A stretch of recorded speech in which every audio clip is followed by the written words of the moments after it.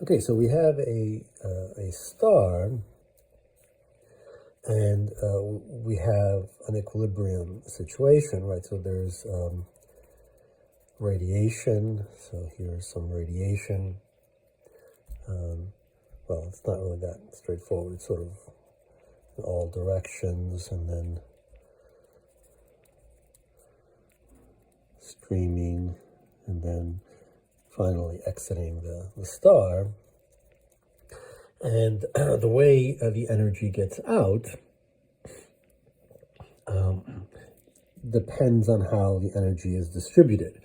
So we want to know, first we want to know the luminosity of a star, but we also want to get the temperature, so T from the luminosity.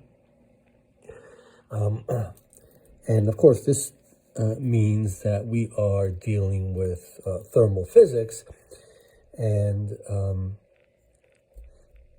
so we sort of, we're not going to rigorously derive these quantities, but if we can use the approximation, well, so let's sort of draw the star again. Let's say roughly we have T1, maybe T2. The sort of temperature isn't everywhere the same. We calculated, well, we assumed an ideal gas law, and we calculated the temperature. We were off by a factor of a few, but we got a large temperature here.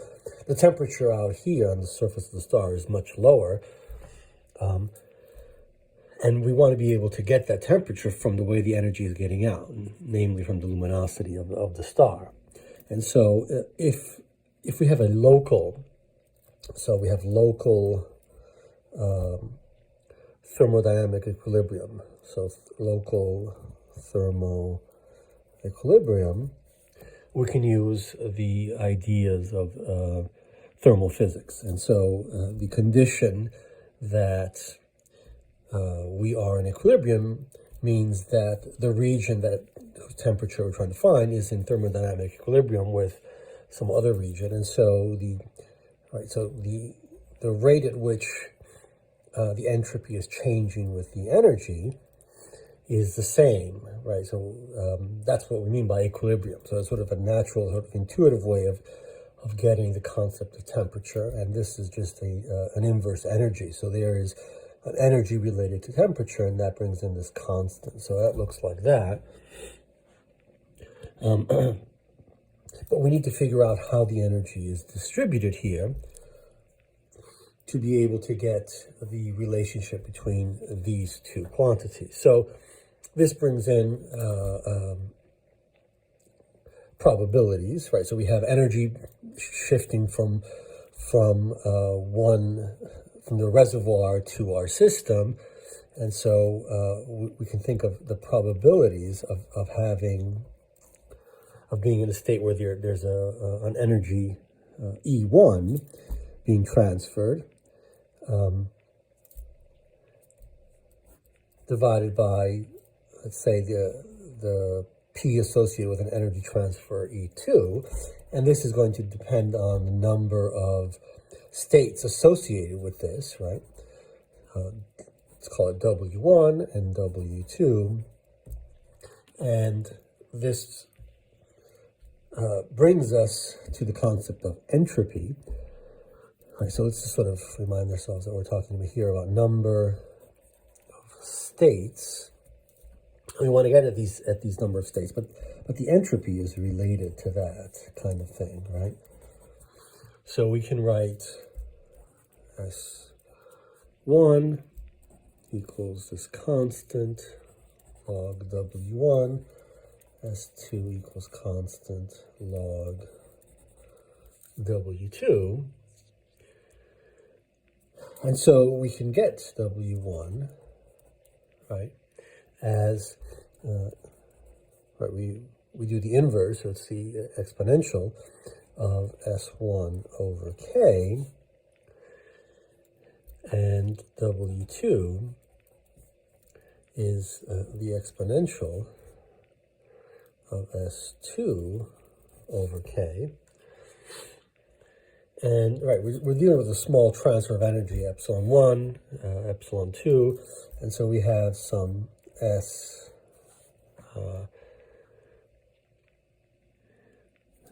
some entropy, and we can say, you know, if we Taylor expand, we have the entropy of the system without that transfer of energy minus that transfer of energy times the derivative of S naught with respect to energy, plus higher order terms which don't matter, and this is therefore S naught minus epsilon, and we have our 1 over kT. So this looks like that. And so we can say that, oh, we need another sheet.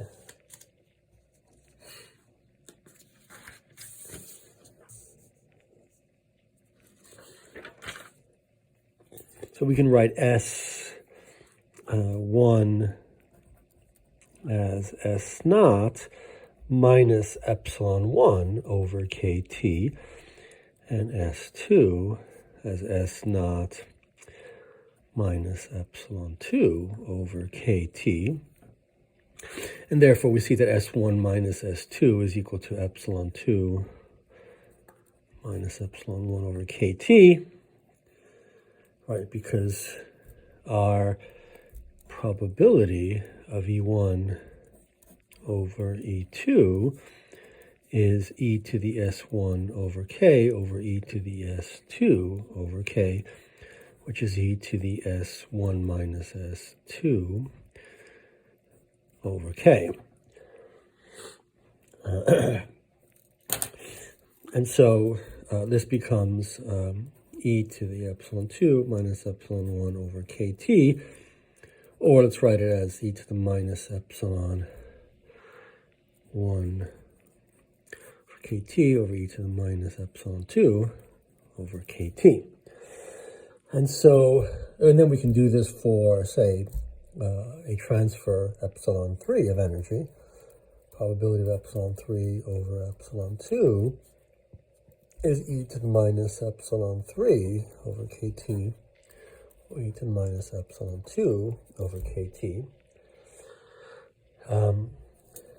And then we can do this for all energies, epsilon 3, epsilon 4, and so on. And then we can sum on these things. So we can do a sum of all the probabilities over P of E2, and this gives us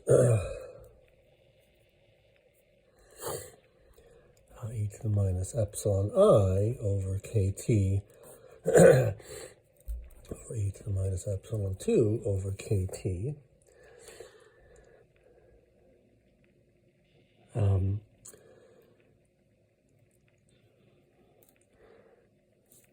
And this gives us, right, of course, the sum of these probabilities all have to equal to 1. We sum all the probabilities, you get 1. That's the normalization condition. So this then gives us that the probability of epsilon 2 is e to the minus epsilon 2 over kt divided by the sum.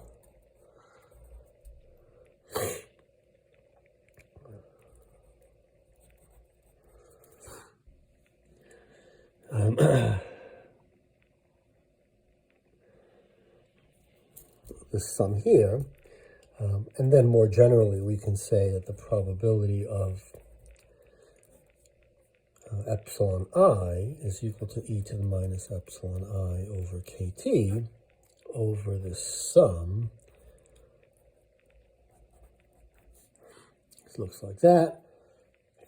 And now we bring in the condition for radiation, right? The Planck condition where we have that the energy is discrete. And so we have that the sum from 0 to infinity of minus n h bar omega over kt, that's what this term looks like.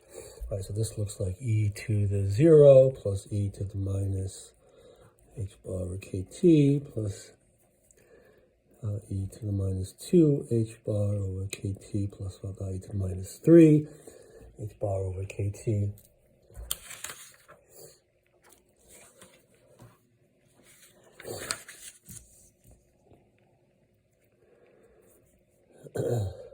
And now we can consider the average energy. So the average energy is the sum over I times the energy epsilon I times the probability, times the probability that. This is sort of an average, this is a weighted average, right? These probabilities are different for each one, and that's their value, that's their energy value. And this, therefore, is the sum from n equals 0 to infinity of n h bar omega e to the minus n, write that a little better, minus n h bar omega over kt over the sum from n equals 0 to infinity of e to the minus n h bar omega over kt, and this is an h bar omega, just sort of write out the first few terms, over kt plus 2 h bar omega e to the minus 2 h bar omega over kt plus 3 h bar omega e to the minus 3 h bar omega over kt plus divided by n equals 0. This is e to the 0, so we have 1 plus e to the minus h bar omega over kt plus e to the minus 2 h bar omega over kt plus e to the minus 3 h bar omega over kt plus right? So if we think of, if we say x is equal to e to the minus h bar omega over kt, then this whole thing looks like, pull out an h bar omega, and it looks like x plus 2x squared plus 3x cubed plus over 1 plus x squared plus x cubed plus and this ends up being a series that we know its value. It's h bar omega times x over 1 minus x, and that's the same thing as h bar omega over